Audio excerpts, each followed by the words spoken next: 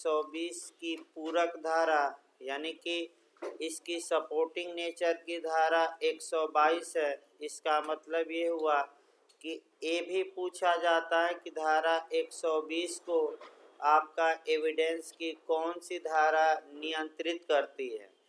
तो 120 से आपका क्वेश्चन बनता है ज़्यादा। फिर ये याद रखिए, कई क्वेश्चन कल लिखवाए भी गए थे एक्स्ट्रा, और मॉडल भी बनाया गया था कि कैसा क्वेश्चन आ सकता है। इसके बाद आपको जो देखना है 122। तो 122 आपका चूँकि बीच में है तो 121 के बाद हम देखते हैं। अब 121 से लेकर 132 तक की पहले भूमिका बनाई जाए।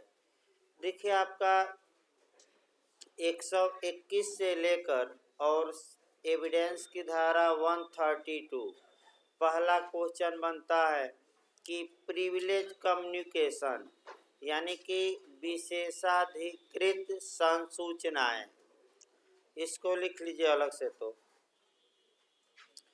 पहला क्वेश्चन ये बन जाता है कि प्रिविलेज कम्युनिकेशन या विशेषाधिकृत संसूचनाएं एविडेंस में कहाँ दी गई है। तो आपका जवाब रहेगा धारा 121 से लेकर 132, ये याद रखिएगा। इसके बाद आपका पूछ सकता है कि विशेषाधिकार या प्रिविलेज क्या होता है। तो जब भी क्वेश्चन पूछे कि विशेषाधिकार या प्रिविलेज क्या होता है, इसका मतलब ये हुआ कि कुछ जानकारियाँ या कुछ संसूचनाएं या कुछ बातें भी कह सकते हैं, कुछ बातें ऐसी हैं जिन्हें कि न्यायालय में प्रकट करने के लिए अर्थात ओपन करने के लिए कुछ दशाओं में न तो विवश किया जा सकता है न अनुज्ञा दी जा सकती है। अब यूपी और जे का मॉडल ये रहता है कि किसमें विवश नहीं किया जाएगा और किसमें अनुज्ञा यानी कि परमिशन ही नहीं दी जाएगी। तो विवश और अनुज्ञा में पहले अंतर समझिए। किसी व्यक्ति को कुछ जानकारियां न्यायालय में प्रकट करने के लिए ओपन करने के लिए विवश नहीं किया जाएगा का मतलब हुआ बाध्य नहीं किया जाएगा। इसका मतलब ये हुआ कि अगर वह अपनी इच्छा से आकर न्यायालय में वह बात बताना चाहता है तो न्यायालय रोकेगा नहीं। क्यों? क्योंकि उसे विवश नहीं किया जा सकता, स्वेच्छा से आकर वह बता सकता है। न्यायालय क्या नहीं कर सकता उसको बात, यानी कि न्यायालय इस बात के लिए उसे बाध्य नहीं कर सकता कि यह बात आकर न्यायालय में ओपन करो। विवश मतलब ये। और अगर ये शब्द रहे कि अनुज्ञा नहीं दी जाएगी, इसका मतलब ये हुआ कि परमिशन नहीं दिया जाएगा। इसका मतलब ये हुआ कि अगर व्यक्ति उतावला है कि हम न्यायालय में आकर ये बात कहेंगे ही, तो कानून ये कहता है कि उतावलेपन से काम नहीं चलेगा। आपको कानून या न्यायालय अनुज्ञा ही नहीं देगा, परमिशन नहीं देगा। इसका मतलब कि आप उतावले हैं कि हम ये बात कोर्ट में क्या करेंगे प्रकट, लेकिन कोर्ट इसकी इजाज़त नहीं देगा। लेकिन बेयरक में क्या शब्द लिखा रहे कि अनुज्ञा नहीं दी जाएगी। अब देखिए दोनों शब्द आपको पकड़ने हैं 121 से 132 में कि कब विवश नहीं किया जाएगा और कब परमिशन या अनुज्ञा नहीं दी जाएगी। ये भी आपका मॉडल यूपीजे और यूपीएपीओ में पूछा गया है। दूसरा मॉडल आपको कोरिलेट करके पहले चलना है, और वह आपका कोरिलेशन कि विशेषाधिकार या प्रिविलेज या उन्मुक्ति या छूट और कहीं दी गई है कि नहीं, और दी गई है तो कहाँ कहाँ दी गई है। तो सबसे पहले संविधान देखा जाता है, क्या संविधान में विशेषाधिकार या प्रिविलेज दिया गया है कि नहीं आपका। तो निश्चित तौर पर दिया गया है। कोरिलेट करके लिखे भाई। अभी डायरेक्ट शुरू करते हैं, पहले कोरिलेट कर लीजिए। संविधान में विशेषाधिकार, हेडिंग डाल लीजिए, कॉन्स्टिट्यूशन में लिखवाया जा रहा है। पहला अनुच्छेद लिखिएगा 105,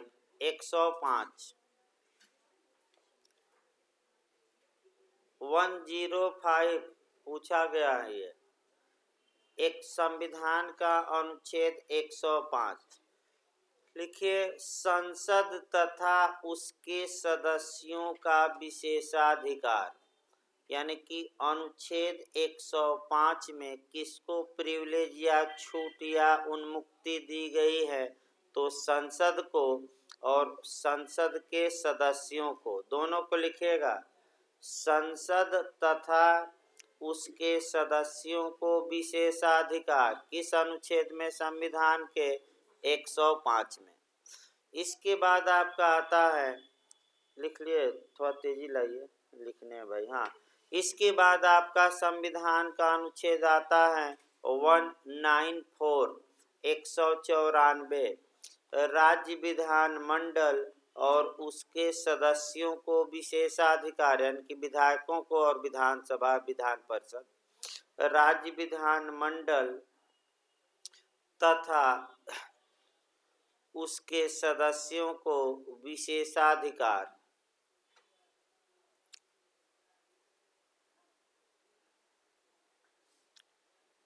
इसके बाद आपका संविधान में देखना है अनुच्छेद आपका 361, आर्टिकल 361। आईएएस में भी इस बार प्री में पूछा गया था, आईएएस में ये पूछा गया था, अनुच्छेद 361। लिखिए, भारत के राष्ट्रपति और राज्यों के राज्यपालों को विशेषाधिकार, मैंने यहाँ किसको प्रिविलेज दिया गया है, किसको छूट दी गई है, तो दो लोगों को। कौन कौन? भारत का राष्ट्रपति, अनुच्छेद 361 में चल रहा है, भारत का राष्ट्रपति एवं राज्यों के राज्यपाल, दोनों को। यही आईएएस में पूछा था कि राष्ट्रपति को कि राज्यपाल को कि दोनों को, तो क्या मार कर आएंगे? दोनों को।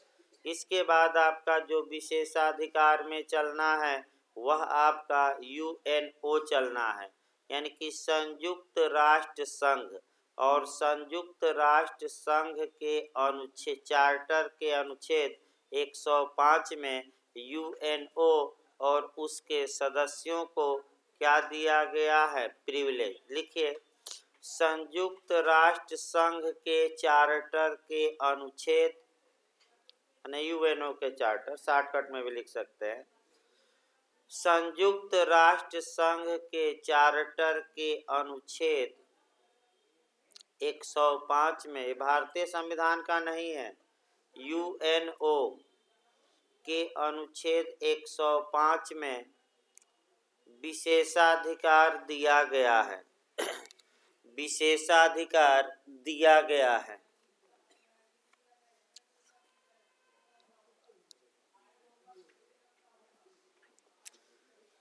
ये हो गया, इतना कोरिलेट करके भी आपको याद रखना है। इसके बाद आइए धारा 121 से लेकर और कहाँ तक हम पढ़ते हैं, पहले 132 तक, किसी में 122 भी आ जाएगा, इसीलिए आपका मैंने अलग से नहीं पढ़ाया गया, क्योंकि भूमिका जरूरी है भाई। अब यहाँ आपका जो बेयर एक्ट से ज़्यादा काम करना है, यानी कि आपका बेयर एक्ट से समझना ज़्यादा है, और बीच में एक दो केस पढ़ना है। जो केस आपको पढ़ना है वह आपका 122 पर पढ़ना है और 123 पर, और जो बातें हैं वह बेयर एक्ट से कवर होगी, और कुछ सामान्य बात उसमें पूछी जाती है वह देखा जाएगा। निकालिए भाई 121, 121 से लेकर याद रखिए कहाँ तक विशेषाधिकार है, 132, ये याद रखिए। देखिए 121 देखिए भाई आपका,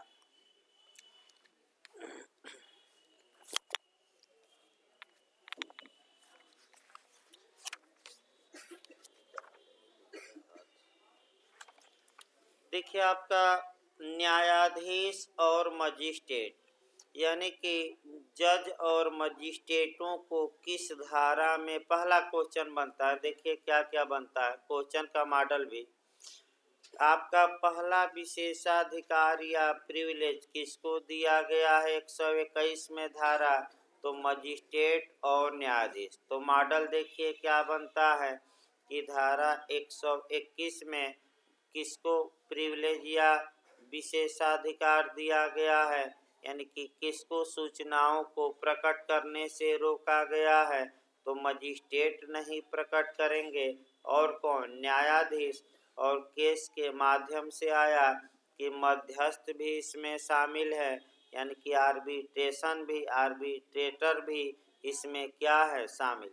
तो पहला क्वेश्चन हेडिंग से ही बनता है कि 121 में किसको प्रिविलेज दिया गया है, दे देगा मजिस्ट्रेट, दूसरा न्यायाधीश, तीसरा मध्यस्थ और चौथा उपर्युक्त सभी। तो क्या मार कर आएंगे, उपर्युक्त सभी। अब बेरक की भाषा देखिए, कोई भी न्यायाधीश या मजिस्ट्रेट न्यायालय में ऐसे न्यायाधीश या मजिस्ट्रेट के नाते अपने स्वयं के आचरण के बारे में या ऐसी किसी बात के बारे में जिसका ज्ञान उसे ऐसे न्यायाधीश या मजिस्ट्रेट के नाते न्यायालय में हुआ है, किन्हीं प्रश्नों का उत्तर देने के लिए ऐसे किसी भी न्यायालय के विशेष आदेश के सिवाय जिसके वह अधीनस्थ हैं विवश नहीं किया जाएगा।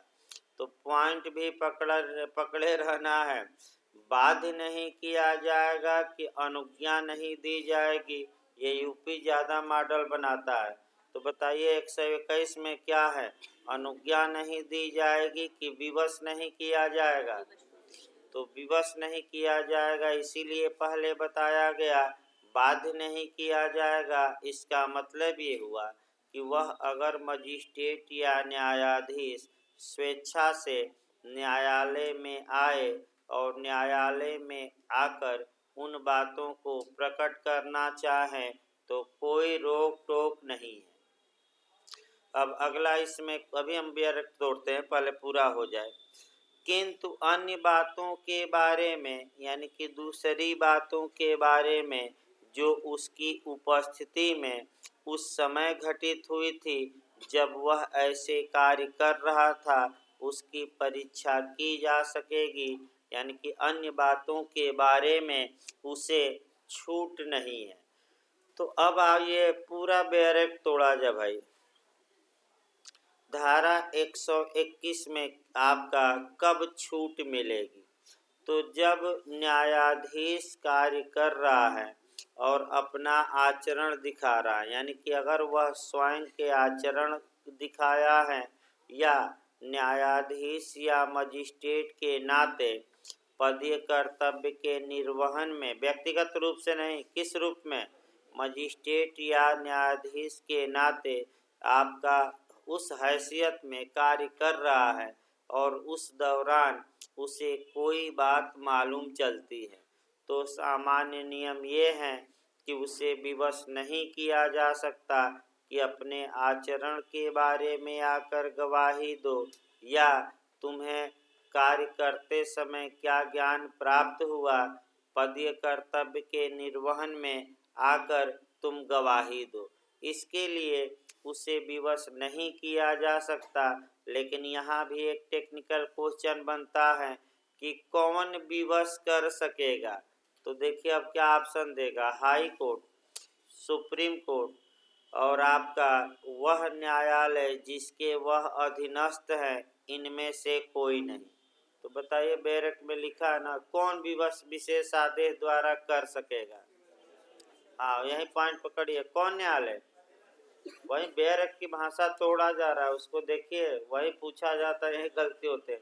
कौन विवश कर सकेगा कि आकर जो आप अपने आचरण और न्यायाधीश या मजिस्ट्रेट के नाते जो आपको ज्ञान हुआ है आकर बताइए, तो जिसके वह अधीनस्थ हैं उस न्यायालय, वह न्यायालय अगर विशेष आदेश दे तो वह प्रकट करना पड़ेगा, विवश कर सकता है।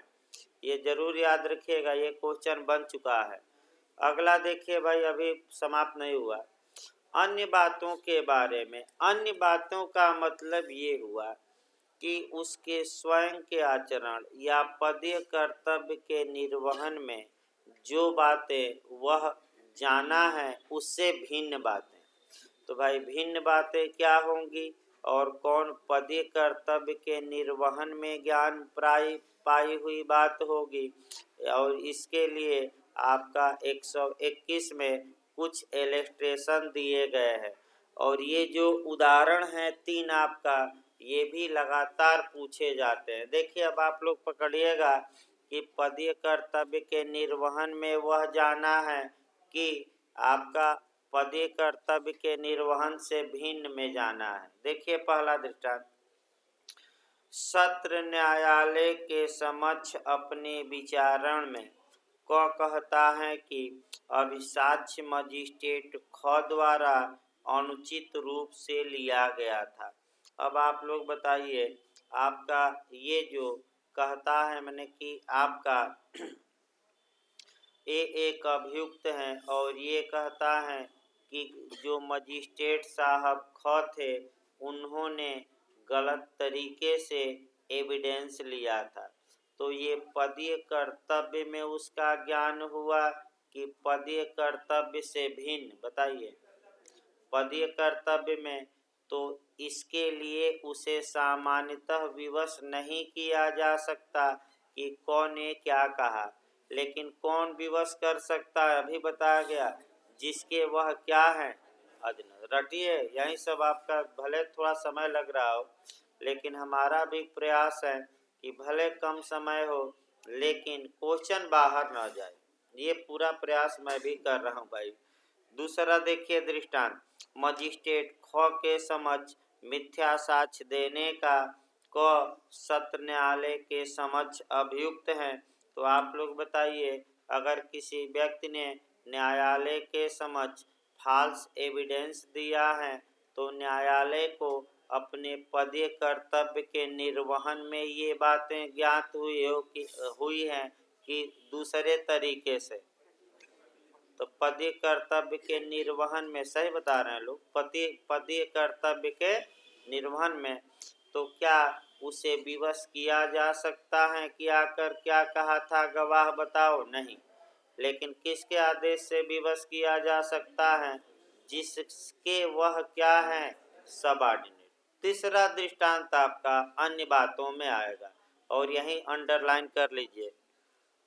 क सेशन न्यायालय के समक्ष इसलिए अभियुक्त है कि उसने सेशन न्यायाधीश ख के समक्ष विचारित होते समय किसी पुलिस अफसर की हत्या करने का प्रयास किया।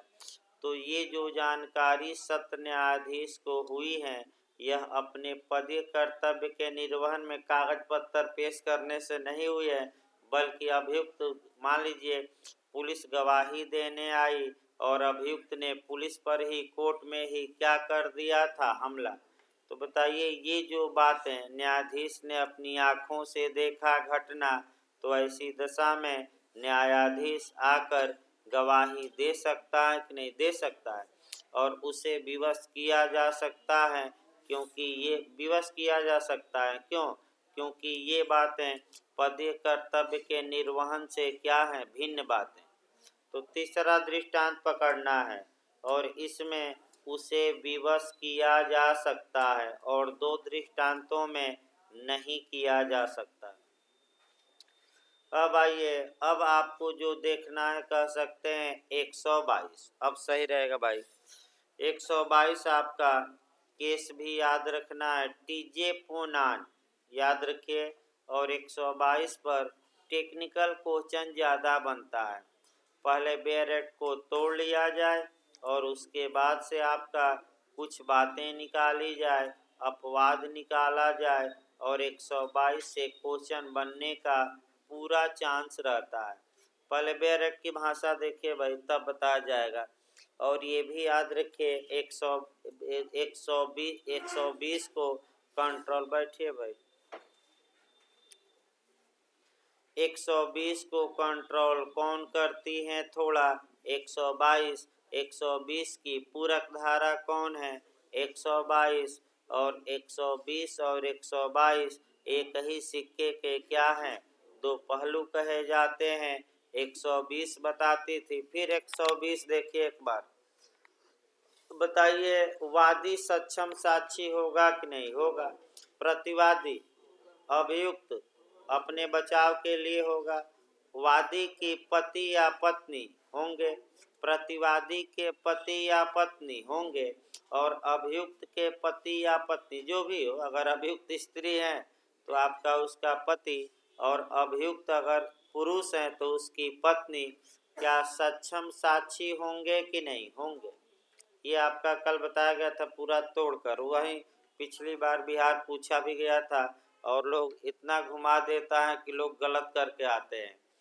अब ये है कि भाई 122 क्या है? 122 पारिवारिक सुख और शांति पर आधारित है, लोक नीति पर आधारित है। लोक नीति ये कहती है कि घर की बातें घर में ही रहे तो अच्छा रहेगा, अर्थात कहावत भी कही जाती है कि चौका की बातें चौकी तक न पहुँचे, अर्थात चूल्हा बर्तन की बातें थाना तक न पहुँचे, न्यायालय तक न पहुँचे, तभी घर में सुख शांति रहेगी और घर अच्छे से चलेगा। लेकिन यही तो नहीं हो पा रहा है। जाकर कोर्ट में देखिए तो सबसे ज़्यादा भीड़ यही चूल्हा चौकी की बातें कहाँ पहुँच जा रही हैं।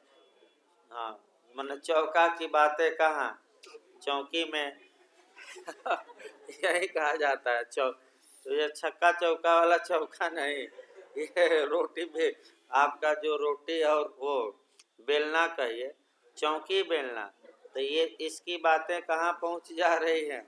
तो कानून ये कहता है, आइए कानून पर, कि अगर मने पुरुष और स्त्री के बीच विवाह हुआ है, यानी कि इसका मतलब ये हुआ कि विवाहिता स्थिति के दौरान अगर पति ने कोई संसूचना या जानकारी पत्नी को दी, या पत्नी ने कोई जानकारी पति को दी, लेकिन कब दी हो? विवाह के पूर्व, कि विवाह के दौरान, कि विवाह के विघटन के पश्चात, यही पूछा जाता है। कब संसूचना संरक्षित रहेगी? तो विवाह के दौरान दी गई हो। अगर विवाह के पूर्व फोनियौरा हुआ, यानी कि फोन से बातें हुई और सूचना दी गई, तब भी ये ओपन हो सकता है। और विवाह विघटन के बाद भी सूचना दी गई तब भी ओपन हो सकता है। लेकिन सूचना ओपन कब नहीं की जाएगी? जब विवाहिता स्थिति के दौरान पति ने पत्नी को कुछ बातें बताई, या पत्नी ने पति को बताई, दोनों आपका हो सकता है। यानी कि ये, हाँ, अब टीजे पोनान बनाम MC वर्गीज, ये जरूर याद रखिए, केस पूछा जाता है।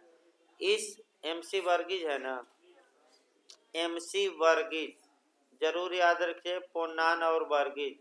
इस केस में ये बताया गया कि जो भी, यही आपका पूछा भी गया था बार काउंसिल ऑफ इंडिया में परीक्षा में भी, कि विवाह विघटन के पश्चात भी ये संसूचना प्रकटन से संरक्षित रहेगी, अर्थात विवाह टूट जाने के बाद भी इस संसूचना को प्रकट नहीं किया जा सकता।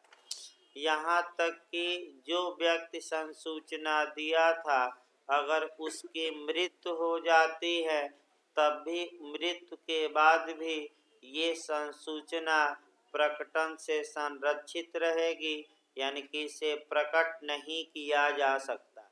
लेकिन यह विधि का पूर्ण नियम नहीं है, कुछ इसके अपवाद है जहाँ की ये कम्युनिकेशन प्रकट की जा सकती है, और वह अपवाद आपको अच्छे से याद रखना है।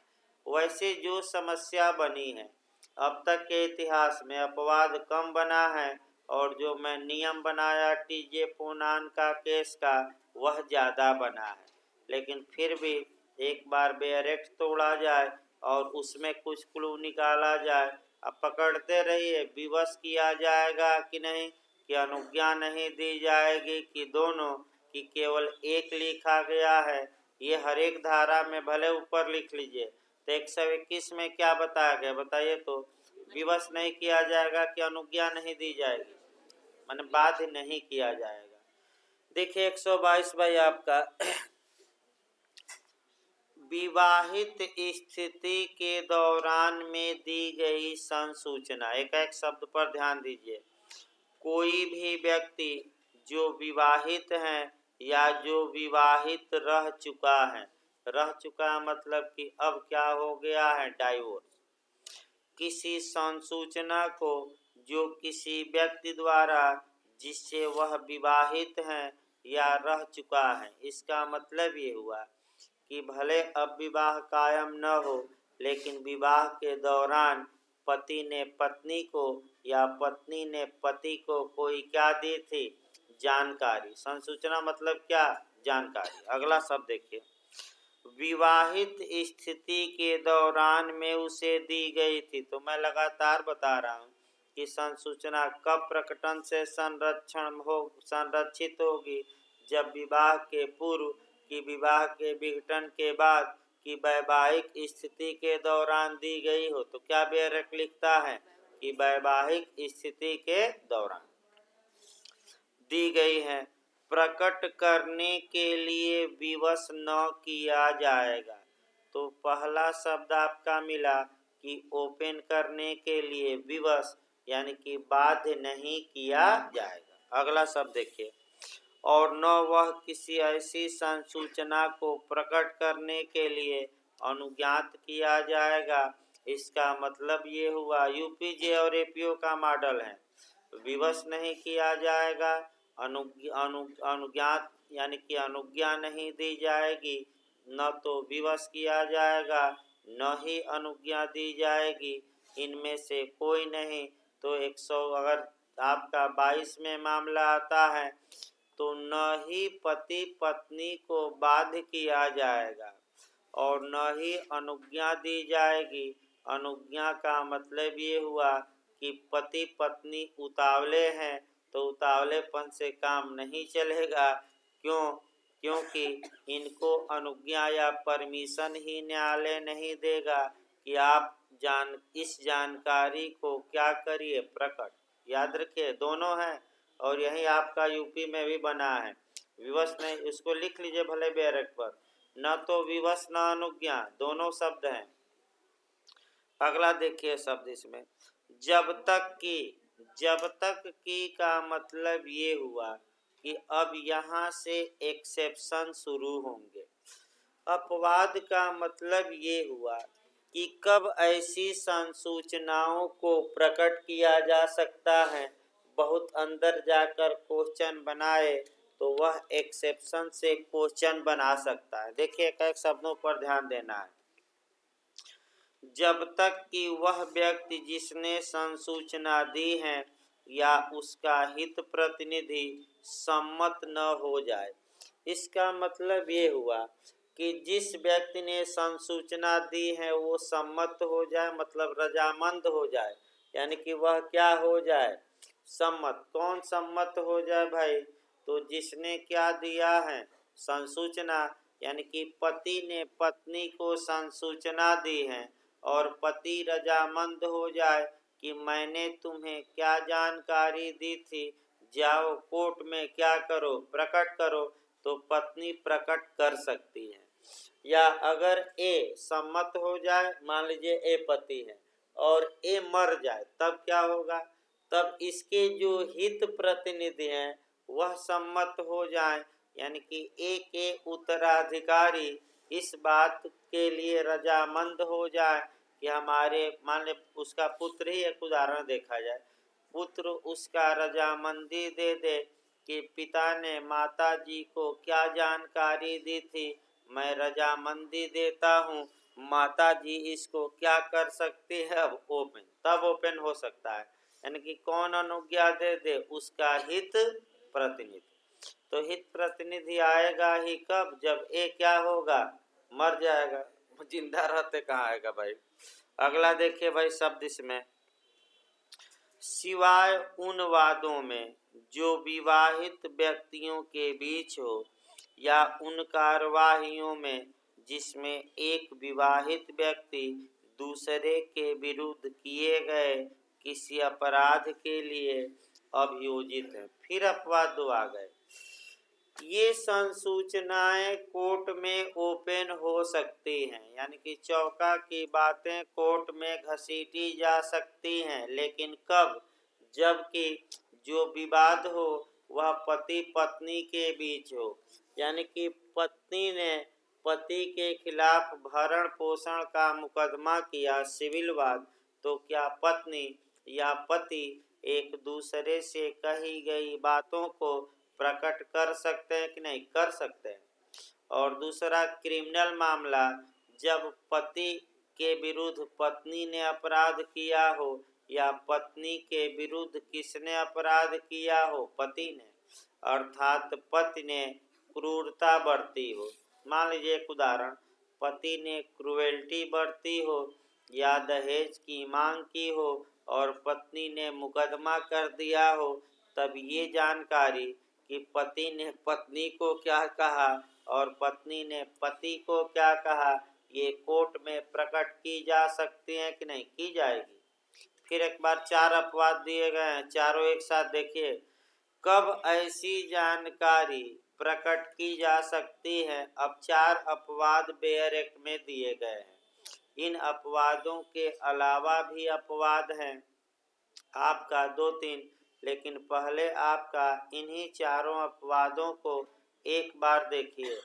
पहला हमने क्या अपवाद बताया कि जिस व्यक्ति ने संसूचना दी थी वह व्यक्ति क्या हो गया हो? रजामंद।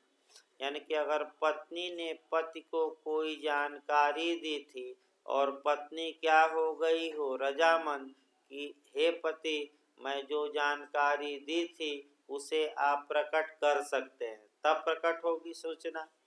दूसरा, अगर मान लीजिए कि पति ने कोई जानकारी पत्नी को दी थी और पति की मृत्यु हो जाती है, तो कौन सहमति दे दे?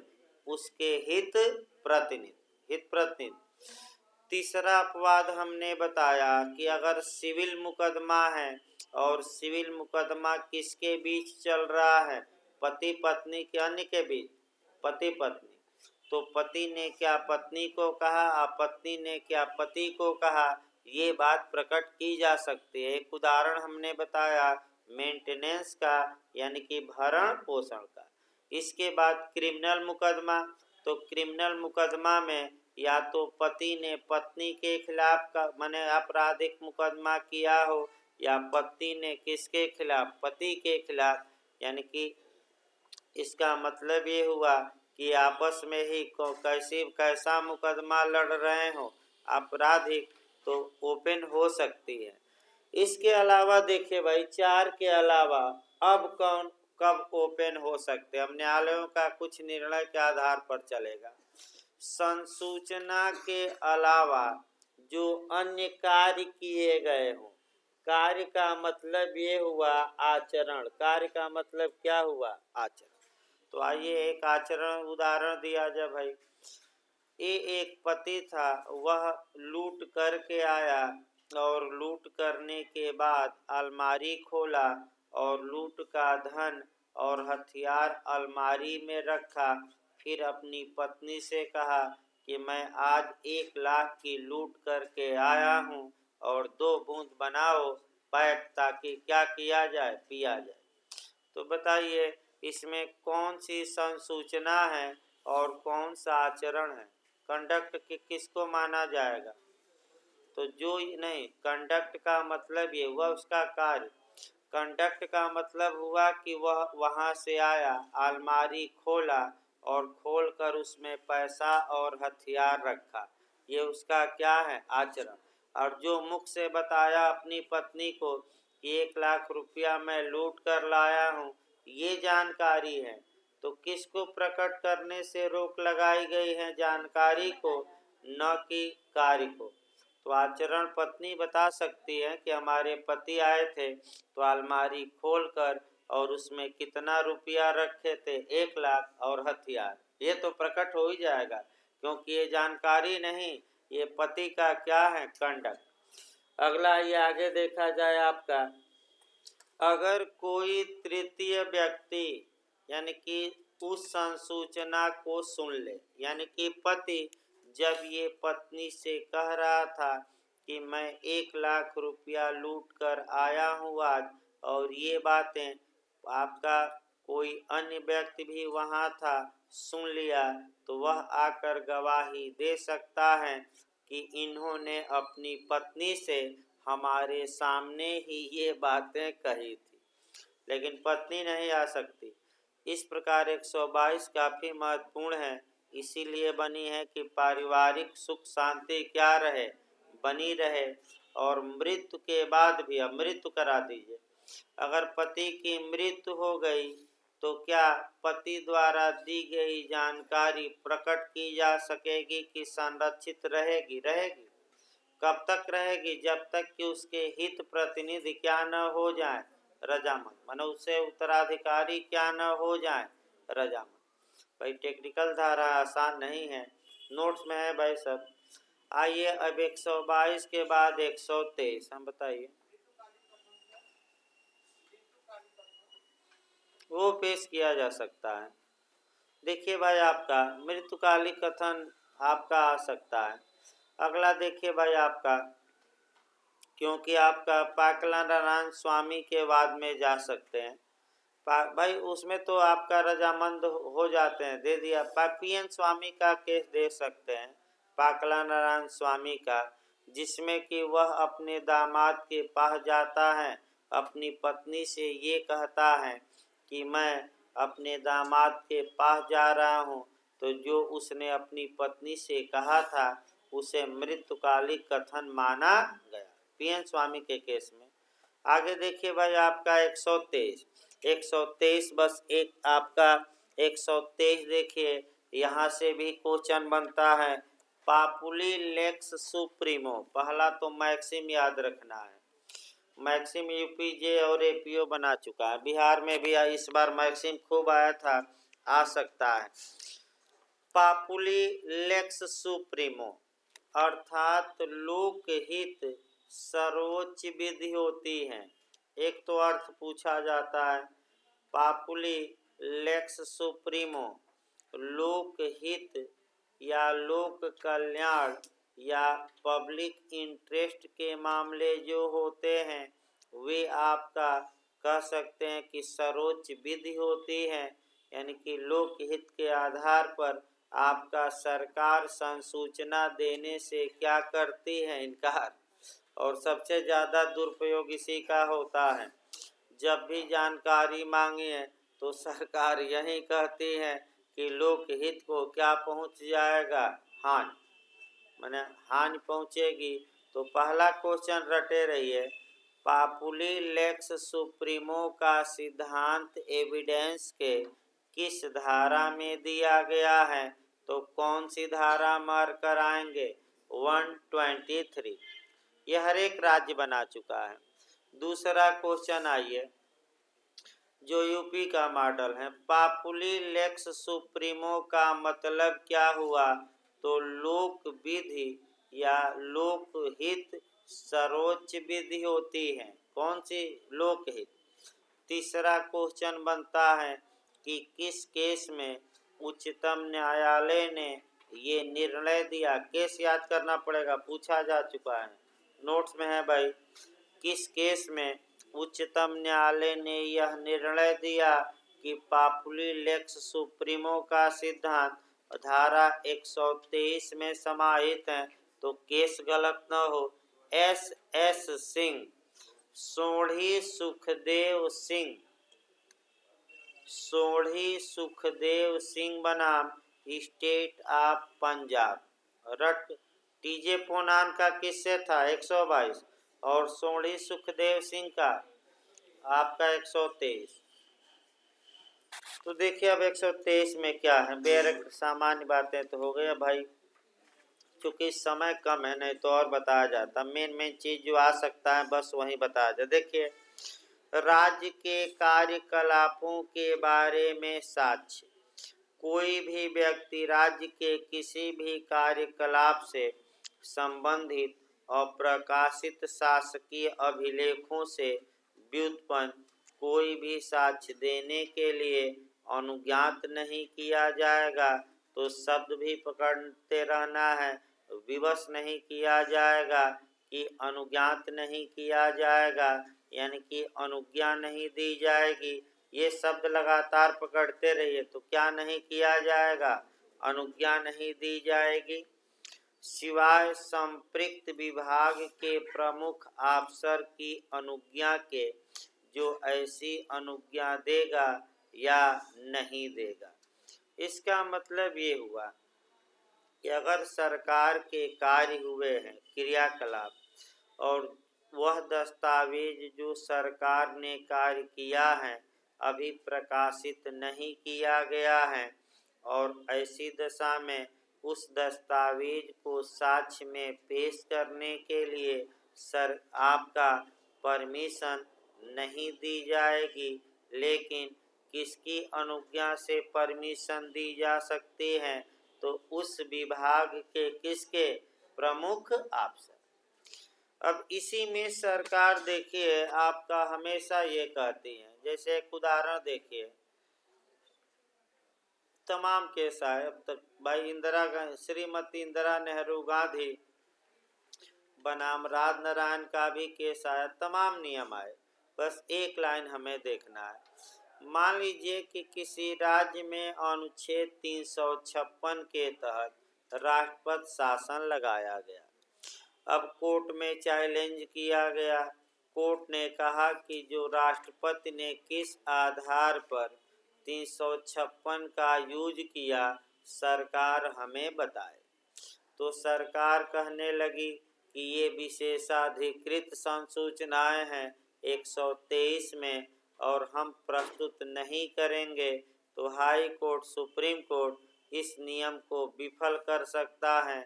अभी उत्तराखंड हाई कोर्ट ने कहा भी था 2 साल पहले, 3 साल, कि राष्ट्रपति कोई सम्राट नहीं है कि जो आदेश दे दे उसकी वैधता की जांच न हो, और हम न्यायालय राष्ट्रपति की वैधता के आदेश की जांच करेंगे और वह कागज लाइए, वह आधार बताइए जिस आधार पर भारत के राष्ट्रपति ने अनुच्छेद 356 का क्या किया है यूज। कोर्ट मंगा सकता है। तो आपका कोर्ट मंगा सकता है, यानी कि 123 को विफल किया जा सकता है। तो किस धारा का प्रयोग करके एविडेंस की, 162 और 165 न्यायालय बाध्य कर सकता है। हाँ, अगर ये समस्या है कि लोकहित को नुकसान पहुंच रहा है कि नहीं, तो इसका निर्धारण न्यायालय अंत में करेगा। जैसे कि आपका काला धन में भी आया, आपका यहाँ भी आया उत्तर प्रदेश लोक सेवा आयोग में भी, जैसे कि 7, 8, 10 क्वेश्चन पेपर में गलत रहते थे। तो हाई कोर्ट में मामला गया तो हाई कोर्ट काफ़ी नाराज हुआ और कहा कि हमेशा गलती पर गलती, तो कौन विशेषज्ञ है, नाम बताइए। तो आयोग ने कहा कि हजूर हम नाम नहीं बताएंगे, पर लोकहित को क्या पहुंच जाएगा। तो हाई कोर्ट ने ये कहा कि कोई लोकहित को मने हानि नहीं पहुंचेगी। आप 2 घंटे में बंद लिफाफे में एक्सपर्ट का हमें क्या बताइए नाम। तो बंद लिफाफे में 2 घंटा, अब जब हाई कोर्ट भाई विफल कर दिया इनका तर्क, तो 2 घंटे में नाम बताया गया कि कौन कौन एक्सपर्ट पेपर बनाते हो। अलग बात है कि भाई हाई कोर्ट अपने पास रख लिया, कल ही बताया गया था परिबद्ध करना, और आपका सीआरपीसी की धारा 104 बताई गई थी कि आपराधिक न्यायालय अपने समक्ष पेश किए गए दस्तावेजों को क्या कर लेगा, परिबद्ध। और सिविल मामलों में बताया गया था सीपीसी की धारा 30 बताई गई थी और आदेश 13, तो जब्त कर सकते हैं कि नहीं न्यायालय। इसी प्रकार काला धन का भी मामला आया, सरकार नाम लिस्टें नहीं दे रही थी सुप्रीम कोर्ट को, तो सुप्रीम कोर्ट कहा कि कोई लोकहित नहीं, हमें दीजिए, हम ओपन नहीं करेंगे। तो अंत में लिस्ट दी गई और आज तक ओपन नहीं हुई कि कौन काला धन स्विस बैंक से आया है तो किसका नाम है। क्योंकि सुप्रीम कोर्ट ने क्या किया देख के शांत हो गया। तो इस प्रकार आपका 124 आई है। 123 के बाद शासकीय संसूचनाएं। कोई भी लोक अफसर उसे शासकीय विश्वास में दी हुई संसूचनाओं को प्रकट करने के लिए विवश नहीं किया जाएगा यदि वह समझता है कि उस प्रकटन से लोकहित को क्या होगा हानि। ये भी आपका है, लेकिन अगर चुनना हो तो एक ही धारा चुनिएगा 123। अब दोनों आए तो दोनों में है, क्योंकि आपका 124 में भी है कि अगर किसी अफसर को कोई जानकारी दी गई है और अगर वह देखता है कि हम इस जानकारी को क्या कर दें प्रकट, तो लोकहित को क्या पहुंचेगा, आम जनता को, समाज को नुकसान, तो प्रकट करने से वह जानकारी क्या कर सकता है, इनकार। तो इसमें भी लोकहित है, ये नहीं कि नहीं है। आपका 124 शासकीय संसूचनाएं। 125 आ जाइए। 125 में जो पूछा जाता है, मुखबिरों को कहाँ संरक्षण दिया गया है, उसको लिखते रहिए बैरक पर। मुखबिर जासूस, मुखबिरों को या जासूसों को कहाँ संरक्षण दिया गया है, तो 125 में। अब देखिए 125 में भाई मुखबिरों को संरक्षण दिलवा दिया जाए। एक उदाहरण देखिए ताकि आपका समझ में भी आए। एक उदाहरण देखिए, ए एक व्यक्ति है और बी पुलिस अफसर हैं। ए जासूस है या आम आदमी है।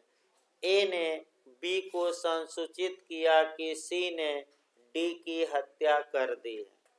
तो क्या पुलिस अफसर से ये पूछा विवश किया जा सकता है पुलिस अफसर को कि आप बताइए कि अपराध की संसूचना आपको कहाँ से मिली? नहीं, ये विवश नहीं किया सकता। जैसे पुलिस वाले ये भी कहते हैं कि ये भगोड़ा अपराधी हैं, फरार अपराधी हैं, और जो भी व्यक्ति इसको पकड़वाएगा, यानी कि इसका पता बताएगा या कहाँ ये रह रहा है बताएगा, उसे 5 लाख रुपए का क्या दिया जाएगा? इनाम। और ऐसी दशा में कह सकते हैं, लेकिन इनाम जो सूचना देता है, क्या उसका नाम पुलिस प्रकट कर देती है कि किसने जानकारी दिया? नहीं। तो कौन सी धारा कहती है मुखबिरों को संरक्षण देती है कि कौन मुखबिरी किया, ये ओपन नहीं किया जा सकता? तो कौन सी धारा? 125। देखिए बैरक की भाषा। अपराधों के करने के बारे में जानकारी।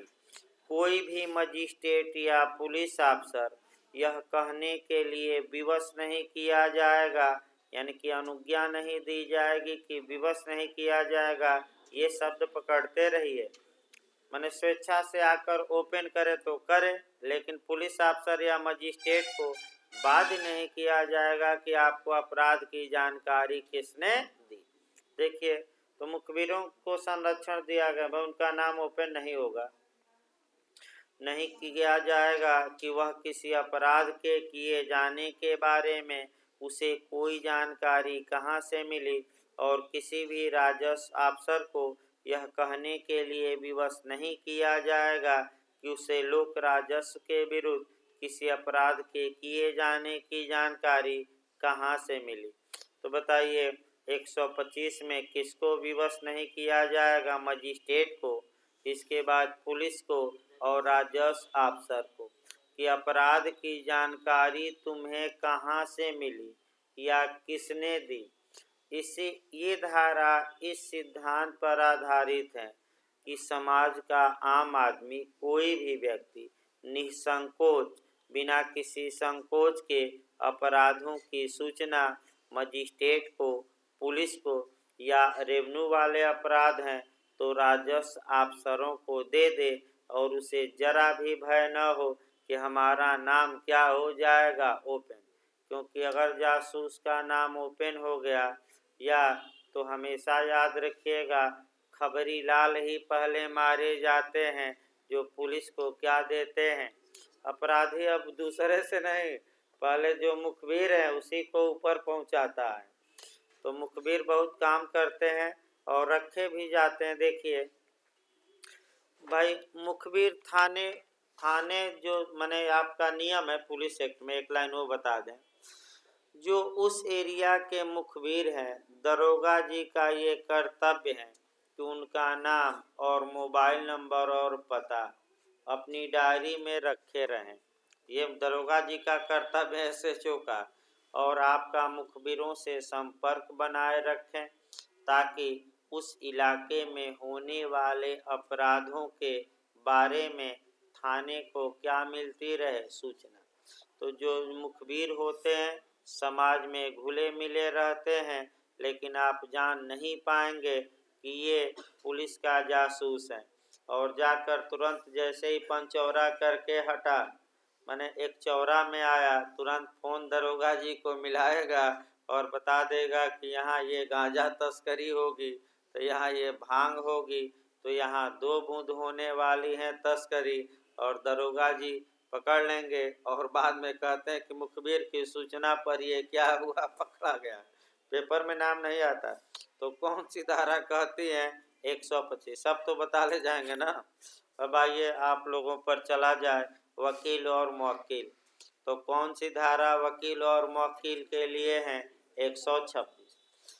भाई आखिर वकील साहब और का क्लाइंट यानी कि वकील और उसके क्लाइंट को भी तो कुछ जानकारी मिलनी, कुछ संरक्षण मिलना चाहिए। अब एक उदाहरण पहले देखिए। एक अभियुक्त आया, मान लीजिए वह हत्या किया था और वकील साहब से सब कुछ सत्य सत्य बता दिया कि हत्या मैंने ही किया है, आप हमारा क्या करिए, बचाओ। अब ऐसी दशा में पुलिस अभियुक्त से क्यों पूछताछ करे, वकील साहब को ही पकड़े और पकड़ के 2-4 डंडा क्या करे, लगाए, और वकील साहब से ही न पूछ ले कि बताइए आपके यहाँ अभियुक्त आया था और आपसे सलाह लेकर गया है, आपने कुछ बातें बताई, अभियुक्त ने घटना के बारे में आपको पूरा बताया होगा, तो आप ही बता दीजिए कि कैसे घटना हुई, अभियुक्त तो कहाँ चल रहा है, फरार। तो अगर ये धारा नहीं रहती तो पुलिस वकीलों को और परेशान करती कि बताइए आप ही के घर में तो रात भर अभियुक्त रुक कर आपसे क्या लिया विधिक सलाह, तो बताइए क्या आपने सलाह दिया और अभियुक्त ने क्या बताया आपको। लेकिन कानून ये कहता है कि जो ये वृत्तिक प्रोफेशन वाले हैं, यानी कि ये जो वकील इत्यादि हैं, इनसे अभियुक्त ने या क्लाइंट ने क्या बताया ये भी प्रकट नहीं होगा, और वकील साहब ने क्लाइंट को क्या सलाह दी ये भी क्लाइंट प्रकट नहीं करेगा सामान्यतः। तो कौन सी धारा में वकील साहब और क्लाइंट को बचाव दिया, इनकी जानकारी को प्रोटेक्ट किया गया है। तो पूछ सकता है कि वकील को कि इनके तो किस धारा में 126। अब आइए थोड़ा कंसेप्ट बनाइए 126 का आपका। अब 126 का कंसेप्ट ये बनाना है कि जब वह बैठे हुए 126 का कंसेप्ट ये बनाना है कि आप देखोगे कि जब वकील साहब रहते हैं तो उनका मुंशी रहता है, क्लर्क रहता है, टाइप करने वाला रहता है, इत्यादि चपरासी रहता है, और आपका टाइप करते रहते हैं और सुनते रहते हैं, बातें सुनते हैं कि नहीं, पास में बैठ के बहुत गौर से सुनते हैं कि क्या कह रहा है, कैसे मारा। अब वकील जब क्लाइंट और वकील की बातें संरक्षित हैं तो क्या ये क्लर्क ओपन कर सकता है कि नहीं कि अभियुक्त ने क्या कहा या हमारे गुरुजी ने क्या बताया अभियुक्त को, बताइए प्रकट कर सकता है कि नहीं जो सुन लिया है, नहीं। तो नहीं कर सकता तो एक धारा आगे और बढ़ जानी है, कौन सी 127। तो वकील यानी कि इसका मतलब ये हुआ 127 में एक सिद्धांत है कि जो कार्य प्रत्यक्ष नहीं हो सकता वह अप्रत्यक्ष भी नहीं हो सकता। यानी कि जब वकील और क्लाइंट के बीच की बातें कानून कहता है कि प्रकट नहीं की जा सकती, तो ऐसी दशा में उनके क्लर्क, मुंशी, चपरासी अगर सुन लिए तो कोई भी प्रकट नहीं कर सकते। यानी कि जो काम आपका प्रत्यक्ष नहीं किया जा सकता उसे अप्रत्यक्ष भी नहीं किया जा सकता। ये किस धारा का सिद्धांत है? तो कौन सी धारा? आपका 127। फिर एक बार, अभी बेयरक्ट शुरू नहीं हुआ भाई, कंसेप्ट चल रहा है, बेयरक्ट अभी शुरू नहीं हुआ। इसके बाद जो कंसेप्ट आपके दिमाग में बैठाना है कि अगर कोई व्यक्ति अपराध करने के पूर्व सलाह लेने आया है, जैसे कि ए वकील साहब के आया और कहा कि मैं जा रहा हूँ बी की हत्या करने, और यदि मैं हत्या करके आऊँगा तो आप हमारा बचाव करिएगा, तो ये संसूचना प्रकटन से संरक्षित नहीं है, क्योंकि ये अवैध उद्देश्य को आगे बढ़ाने के लिए दी गई है। लेकिन अगर हत्या करके आ गया और तब कह रहा है कि मैं ही हत्या किया हूँ बचाइए, तब तो भाई ये संरक्षित है। तीसरा जो कंसेप्ट इसमें बनाना है, अगर वकील रखने के बाद कोई कपट कर दिया या अपराध नया कर दिया, तो एक अपराध कपट करा दीजिए। ये वकील साहब के पास आया था कि भी हमारा 500 रुपया लिया है, आप मुकदमा करिए, लड़िए हमारी ओर से और हमारा मुकदमा लड़िए। वकील साहब ने मुकदमा कर दिया और मुकदमा करने के बाद देखा कि ये जब आया था तो कागज में 500 रुपया लिखा था, अब ये तो 50,000 लिखा है, यानी कि 2 जीरो ए ने क्या किया था बाद में। तो बताइए कपट किया कि नहीं किया? तो ये संसूचना वकील साहब प्रकट कर सकते हैं। अब आइए बेयरक्ट की भाषा भाई आपका देखा जाए।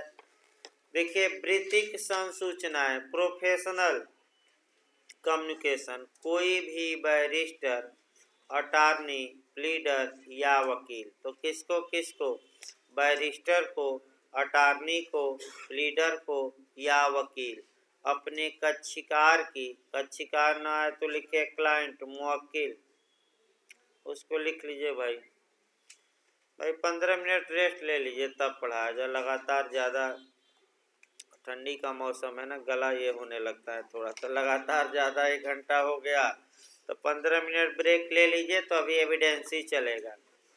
हाँ, भले CRPC चले न चले, लेकिन एविडेंस खींचना ज़्यादा ज़रूरी है। और एक है कि याद रखिए, इससे बाहर नहीं जाएगा इधर से, मैं